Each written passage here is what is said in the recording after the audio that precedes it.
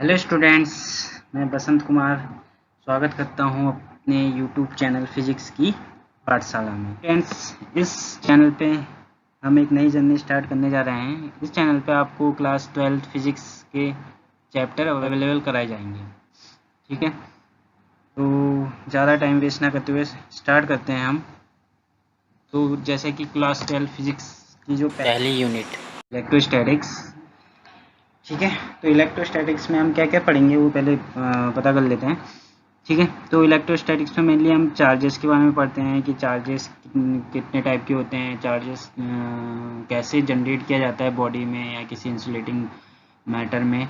ठीक है, और इलेक्ट्रिक फील्ड के बारे में पढ़ेंगे, इलेक्ट्रिक डाइपोल के बारे में पढ़ेंगे, और इसमें पोटेंशियल पढ़ेंगे, कैपेसिटेंस पढ़ेंगे, और कूलॉम्स लॉ हो गया, गॉस लॉ हो गया, वगैरह वगैरह, ये सब इलेक्ट्रोस्टैटिक्स में आपको पढ़ाए जाएंगे। ठीक है, तो इलेक्ट्रोस्टैटिक्स इस यूनिट में आपके शायद दो चैप्टर कैटेगराइज किए गए हैं। पहला चैप्टर आपका इलेक्ट्रिक चार्जेस एंड फील्ड्स है, और सेकंड चैप्टर शायद आपका है इलेक्ट्रिक पोटेंशियल एंड कैपेसिटेंस। ठीक है, तो ये लेक्चर नंबर 1 हमने इस वीडियो का बना रखा है, तो शायद ये चैप्टर है कम से कम 2-3 वीडियो में हम कवर करेंगे। ठीक हो गया, तो शुरू करते हैं हम। क्या सबसे पहले बात करते हैं चार्जेस की। तो चार्जेस क्या होता है, किसी भी बॉडी की एक इंट्रिंसिक प्रॉपर्टीज होती है। ठीक हो गया, इंट्रिंसिक प्रॉपर्टीज होती है किसी चार्जेस। तो बेसिकली 2 टाइप के होते हैं, एक पॉजिटिव हो गया और एक नेगेटिव हो गया। तो चार्जेस की शुरुआत हुई कहाँ से, तो मतलब ये पॉजिटिव नेगेटिव आया कहाँ से। तो क्या होता है, हमारे पास ग्लास की 2 रॉड हैं, उसको अगर हम कपास से रगड़ते हैं, रब करते हैं उसको, तो वो जो रॉड है, दोनों रॉड तो एक दूसरे को क्या करती है, रेपल करती है। और जब हम आपनूस की एक छड़ ले, आपनूस की एक रॉड लेते हैं, जब उनको आपस में रब करते हैं तो वो भी एक दूसरे को क्या करती है, रेपल करती है। लेकिन जब एक ग्लास की रॉड और एक आपनूस की रॉड को हम आपस में रखते हैं, एक दूसरे के कांटेक्ट में रखते हैं, तो एक दूसरे को क्या करती है, आकर्षित करती है। तो इससे तो स्पष्ट हो जाता है कि चार्जेस कितने टाइप के होते हैं, 2 टाइप के होते हैं। क्यों, जैसे तो इसका नाम दिया था बेंजामिन फ्रैंकलिन ने। ठीक है, बेंजामिन फ्रैंकलिन जो 1750 में इसका नामकरण किया था। उन्होंने कहा था कि एक पॉजिटिव चार्ज होता है और एक नेगेटिव चार्ज होता है। ठीक हो गया, तो पॉजिटिव चार्ज, जो पॉजिटिव चार्ज या 2 नेगेटिव चार्ज एक दूसरे को क्या करते हैं, रेपल करते हैं, या एक पॉजिटिव और एक नेगेटिव चार्ज क्या करते हैं, एक दूसरे को अट्रैक्ट करते हैं। या आप कह सकते हैं कि सेम साइन के जो चार्जेस होते हैं वो एक दूसरे को रेपल करेंगे, और अपोजिट साइन के जो चार्ज होंगे वो एक दूसरे को करेंगे, अट्रैक्ट करेंगे। ठीक है, तो पॉजिटिव चार्ज में कुछ एग्जांपल जैसे प्रोटॉन हो गया, अल्फा पार्टिकल हो गया, इन पे पॉजिटिव चार्ज होता है। नेगेटिव चार्ज में इलेक्ट्रॉन हो गया, बीटा पार्टिकल हो गया, इन पे क्या होता है, नेगेटिव चार्ज होता है। ठीक है, तो इसके अलावा एक और कैटेगरी होती है जिसपे ना तो पॉजिटिव चार्ज होता है ना ही नेगेटिव चार्ज होता है। जैसे कि आपने सुना होगा न्यूट्रॉन, न्यूट्रॉन पे ना तो क्या होता है, पॉजिटिव चार्ज होता है, ना ये एक न्यूट्रल पार्टिकल होता है।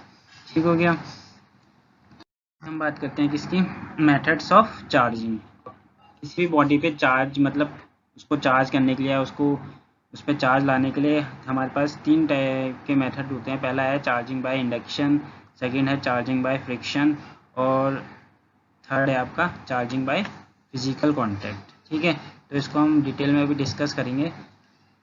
चार्जिंग बाय इंडक्शन की बात कर लेते हैं पहले हम। चार्जिंग बाय इंडक्शन में होता क्या है, देखिए। चार्जिंग बाय इंडक्शन में हमने डायग्राम फर्स्ट में 2 स्पेयर लिए हैं, ए और बी। ठीक है, इसको इंसुलेटिंग स्टैंड पे हमने रखा हुआ है। तो इसमें अगर मैं बोल देता हूँ, इस पे अगर ये न्यूट्रल है, अभी जो स्पेयर है वो न्यूट्रल है। न्यूट्रल इन द वे, मतलब किस वे में है कि अगर इसके पास जितने पॉजिटिव चार्ज होंगे उतने ही क्या होंगे, नेगेटिव। मान लेते हैं यहाँ पे 2 पॉजिटिव चार्ज है इस पे, इस स्पेयर पे, और या 2 नेगेटिव चार्ज भी होंगे, तो इसलिए क्या आएगा, न्यूट्रल हो गया। तो सेम ये भी इस स्पेयर में भी 2 अगर पॉजिटिव चार्ज है तो 2 क्या होंगे, न्यूट्रल, 2 नेगेटिव चार्ज भी होंगे। ठीक है, तो इसमें होता है कि जब हम एक चार्ज बॉडी को इसके पास लेके आते हैं, हमने एक नेगेटिव चार्ज बॉडी को हम स्पेयर ए के पास लेके गए हैं, तो हुआ क्या, जो इस पे प्लस चार्ज होता है वो इस माइनस चार्ज की वजह से इसमें क्या हो जाता है, अट्रैक्ट हो जाता है। ठीक हो गया, अट्रैक्ट हो गया, तो अब क्या होगा, और नेगेटिव चार्ज क्या हो जाता है, इससे रेपल होकर दूर चले जाता है। जैसे कि आप यहाँ देख रहे हो कि पहले इस स्पेयर के इस साइड में जाएगा, फिर इस साइड में, ये आपस में कांटेक्ट में, तो सारा का सारा जो चार्ज है चार्जिंग बाय फिजिकल कांटेक्ट के से क्या हो जाएगा, इस बॉडी में आ जाएगा माइनस चार्ज। ठीक हो गया, तो अब हुआ क्या, जब हमने बी बॉडी को, जो बी स्पेयर है उसको ए से अलग कर दिया, ए से अलग कर दिया, तो ये जो माइनस चार्ज है, नेगेटिव चार्ज है, वो क्या होगा, पूरी बॉडी पे क्या हो जाएगा, यूनिफॉर्मली डिस्ट्रीब्यूट हो जाएगा। ठीक हो गया।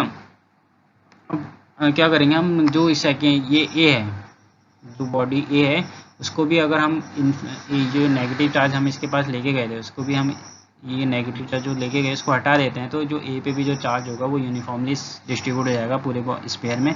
तो इस तरह क्या हो जाता है, जो ए बॉडी है, ए स्पेयर है, वो पॉजिटिवली चार्ज हो जाती है, और जो बी बॉडी है वो क्या हो जाती है, नेगेटिवली चार्ज हो जाती है। ठीक है। तो हमें एक बात इसमें ध्यान में रखनी है कि इंडक्टिंग बॉडी जो होती है इसमें, वो कभी भी ना तो इलेक्ट्रॉन चार्ज को लूज़ करती है, ना ही उसको गेन करती है, क्योंकि हमने इसमें इसका कोई कांटेक्ट इसके साथ नहीं कराया था। ये खाली चार्ज को क्या करती है, इसमें इंड्यूस करवा रही है। ठीक है। तो ना तो ये चार्ज इसको गेन, ना ये चार्ज को गेन करता है, ना चार्ज को रिमूव करता है। ठीक है। तो ये बात आपको इसमें चार्जिंग बाय इंडक्शन में ध्यान में रखनी है। और एक बात और है कि इंड्यूस चार्ज जो होगा हमेशा क्या होगा, जो हम चार्ज इसके पास लेके गए हैं उससे या तो कम होगा या उसके बराबर हो सकता है, लेकिन उससे ज़्यादा कभी भी नहीं होगा। जो चार्ज बॉडी में जो भी चार्ज, जो अनचार्ज बॉडी में जो भी चार्ज जनरेट हुआ है वो कभी भी चार्ज बॉडी से ज़्यादा नहीं होगा, वो हमेशा इससे कम होगा या इससे के बराबर हो सकता है। ठीक है। तो नेक्स्ट बात कर ले, चार्जिंग बाय फ्रिक्शन में होता क्या है, जब हम एक इंसुलेटिंग बॉडी, कोई हम प्लास्टिक की रॉड ले लेते हैं, ठीक है, प्लास्टिक की रॉड को एक कपड़े से रब करते हैं, सिल्क क्लोथ है, तो इससे हम रब करेंगे तो क्या होगा, इन दोनों के बीच में क्या होगा, फ्रिक्शन जनरेट होगा। ठीक है। फ्रिक्शन जनरेट होगा तो फ्रिक्शन जनरेट होने के बाद ये एक दूसरे को क्या करेंगे, चार्ज को ट्रांसफ़र करेंगे, एक दूसरे को क्या करेंगे, चार्ज ट्रांसफ़र करेंगे। ठीक है। तो एक तो चार्ज, एक क्या करेगा, इलेक्ट्रॉन को लेगा, और शायद दूसरा जो बॉडी होगा वो इलेक्ट्रॉन को क्या करेगा, डोनेट करेगा। तो जो इलेक्ट्रॉन को डोनेट कर रहा है उस पर क्या हो जाता है, पॉजिटिव चार्ज आता है, जैसे कि यहाँ प्लास्टिक की रॉड पे क्या आ गया, पॉजिटिव चार्ज, और जो स्किन की क्लोथ है, कपड़ा है, उस पर क्या आ गया, वो इलेक्ट्रॉन को गेन कर रहा था, तो इलेक्ट्रॉन को गेन कर रहा था, उस पर क्या आ गया, नेगेटिव चार्ज आ गया। ठीक है। तो इसमें होता क्या है फ्रिक्शन में, तो जब कोई दो बॉडी को हम रब करते हैं तो वो इलेक्ट्रॉन को आपस में क्या करते हैं, ट्रांसफ़र करते हैं, जिससे एक बॉडी पॉजिटिवली चार्ज हो जाती है और जो दूसरी बॉडी है वो नेगेटिवली चार्ज हो जाती है। ठीक है। तो ये फ्रिक्शन आपने भी कभी करके देखा होगा, बचपन में आप करते होंगे कि जब आप कोई पेन को आप अपने सर पे रब करते हैं, रब करने के बाद उसमें एक चार्ज इंड्यूस हो जाता है, तो जब आप उसको किसी कागज़ या पेपर के पास ले जाते हैं तो कागज़ या पेपर को क्या करता है, वो अपनी तरह अट्रैक्ट करता है। आपने किया होगा शायद बचपन में। ठीक है। तो ये भी क्या है, ये क्या है, चार्जिंग बाय फ्रिक्शन का ही क्या है, एक एग्जाम्पल है। ठीक हो गया। तो आगे बात करते हैं हम charging by physical contact. Charging by physical contact में हम क्या करते हैं कि एक हमारे पास चार्ज बॉडी होती है जिसमें हमने पॉजिटिव चार्ज है, और एक बॉडी हमारी अनचार्ज है। ठीक है। तो हमने अनचार्ज बॉडी को चार्ज बॉडी के कांटेक्ट में रखा है, कांटेक्ट मतलब उसको टच करा के रखा है। ठीक है। यहाँ पे टच करा के रखा है, तो क्या होता है कि जो चार्ज बॉडी है वो अनचार्ज बॉडी को सारा का सारा चार्ज क्या कर देती है, ट्रांसफ़र कर देती है अपने से। ठीक है। तो फिजिकल कांटेक्ट की वजह से जो चार्ज बॉडी से जो प्लस चार्ज है वो दूसरी अनचार्ज बॉडी पे भी ट्रांसफ़र हो जाता है, और जब हम इनको कांटेक्ट को हटाते हैं, अलग अलग करते हैं, तो दोनों पे अलग अलग चार्ज, मतलब इस पे यूनिफॉर्मली डिस्ट्रीब्यूट हो जाता है चार्ज, और इस बॉडी पे भी यूनिफॉर्मली, वो तो ऑलरेडी था ही। तो इसमें ध्यान में क्या रखना है कि the charge will be separate over both the conductor under its own repulsion. अब दोनों में पॉजिटिव चार्ज है तो क्या करेंगे, एक दूसरे को रेपल करेंगे। ठीक है। Thus the conductor will be charge with the same sign. तो दूसरा जो अनचार्ज बॉडी था, वो अनचार्ज जो भी स्पेल हमने लिया था, वो भी सेम साइन से क्या हो जाता है, चार्ज हो जाता है। तो ये चार्जिंग बाय फिजिकल कॉन्टैक्ट से हमने इंसुलेटिंग बॉडी को क्या कर दिया, चार्ज कर दिया। अब बात कर लेते हैं हम क्वांटाइजेशन ऑफ चार्ज की। क्वांटाइजेशन ऑफ चार्ज आपने पढ़ा होगा। इसमें होता है क्या है, देखो कि जब कोई बॉडी को हम किसी एक बॉडी से दूसरी बॉडी में चार्ज का ट्रांसफ़र करते हैं। ठीक है। एक बॉडी से अगर मान लो हमारे पास एक बॉडी है, ठीक है, और ये दूसरी बॉडी है, अगर मुझे यहाँ से यहाँ तक चार्ज को ट्रांसफ़र करना है, तो चार्ज का जो ट्रांसफ़र होता है वो हमेशा integral multiple of basic charge के टर्म्स में होता है। बेसिक चार्ज का मतलब यहाँ है इलेक्ट्रॉन का चार्ज। इलेक्ट्रॉन का चार्ज आपको पता होगा 1.6 × 10⁻⁻19 होता है। तो आपको जब भी मतलब चार्ज का जब भी ट्रांसफ़र होगा वो क्या होगा, एक बॉडी से दूसरी बॉडी में, वो बेसिक चार्ज के इंटीग्रल मल्टीपल के टर्म्स में होगा। ठीक हो गया।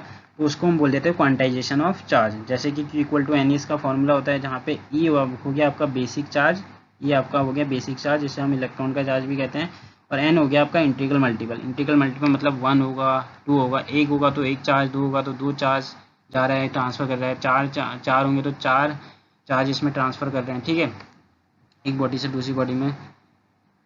और मतलब जैसे कि आप इस फिगर के थ्रू जान सकते हैं, अगर एक बॉल है तो 1 इलेक्ट्रॉन हो गया, 2 है तो 2 इलेक्ट्रॉन, 3 है तो 3 इलेक्ट्रॉन। जैसे कि आपने कभी भी सुना होगा कि एक आदमी जा रहा है या 2 आदमी जा रहे हैं, 3 आदमी जा रहे हैं, 10 आदमी जा रहे हैं। कभी भी आपने ये नहीं सुना कि आधा जा रहा है, 1.5 जा रहा है, 2 आदमी जा रहे हैं या 2.5 आदमी जा रहे हैं, सॉरी।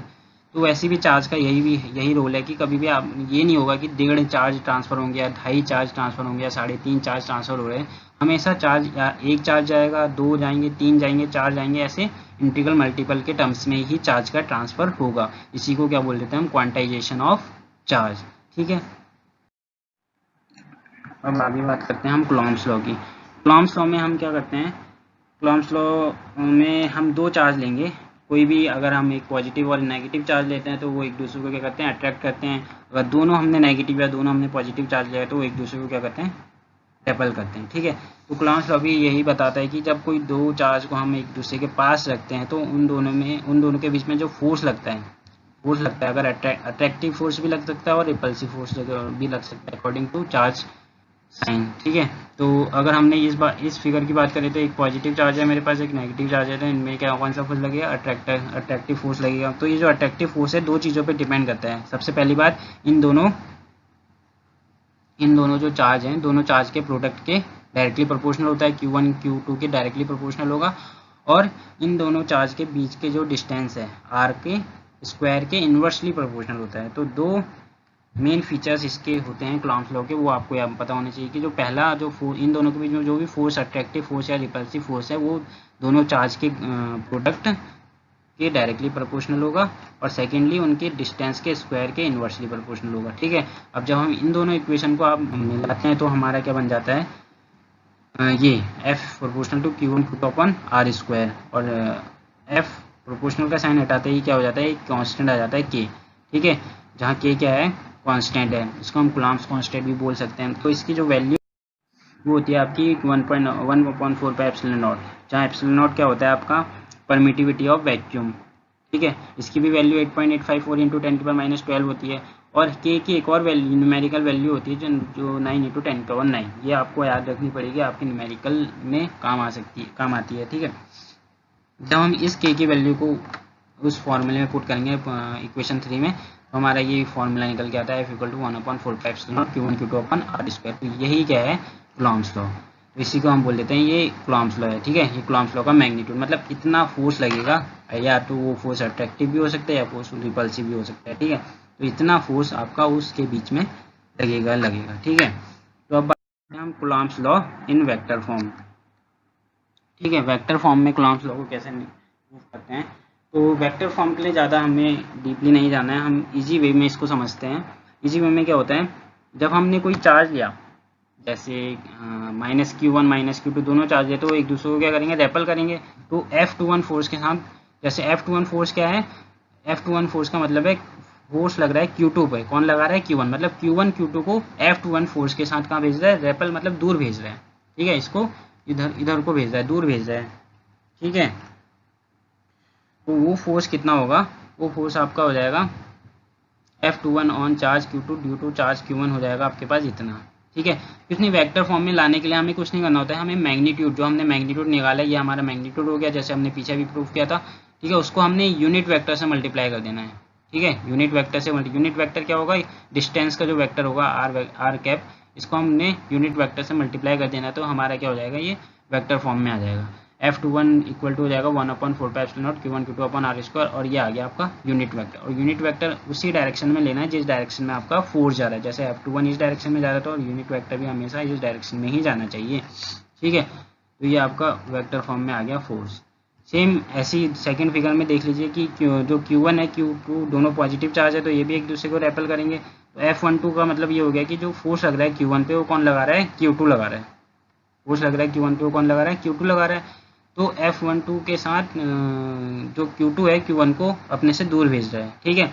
तो इसका भी जो मैग्नीट्यूड होगा वो कितना होगा, हो जाएगा 1/4 pi epsilon not Q1 Q2 upon R square R12, ठीक है। ये इसका मैग्नीट्यूड हो जाएगा। सेम जो जिस डायरेक्शन में आप फोर्स ले रहे हो उसी डायरेक्शन का आपको यूनिट वेक्टर लगाना है पीछे से। तो आपका ये वेक्टर फॉर्म में आ जाएगा। अब यूनिट वेक्टर क्या होता है? यूनिट वेक्टर होता है वेक्टर अपॉन वेक्टर का मैग्नीट्यूड। ये आपने पढ़ा होगा 11th में। वेक्टर अपॉन या R21 का यूनिट वेक्टर अगर निकालना है तो R21 का वेक्टर होगा और R21 का वेक्टर का मैग्नीट्यूड। और वेक्टर का जो मैग्नीट्यूड होगा, मैग्नीट्यूड क्या होगा? यहाँ से यहाँ तक की डिस्टेंस वो R के इक्वल होगी, चाहे आप R12 ले चाहे आप R21। R21 का मैग्नीट्यूड भी R ही होगा, R12 का मैग्नीट्यूड भी क्या होगा? R ही होगा।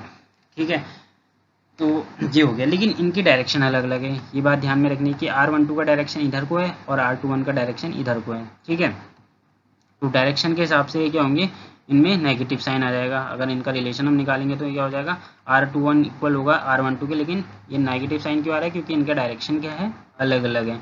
अब इस वैल्यू को हम यहाँ पुट करें, हम R21 की वैल्यू को हम इस फॉर्मूले में पुट कर देंगे तो क्या निकल के आएगा? F21 का जो F12 के साथ रिलेशन निकल के आएगा वो क्या आएगा? ये आएगा F21 इक्वल टू क्या हो जाएगा? Minus F12।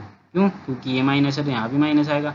तो यहाँ से आप एक चीज़ और प्रूव कर सकते हैं, न्यूटन का थर्ड लॉ यहाँ पे क्या हो रहा है? फॉलो हो रहा है।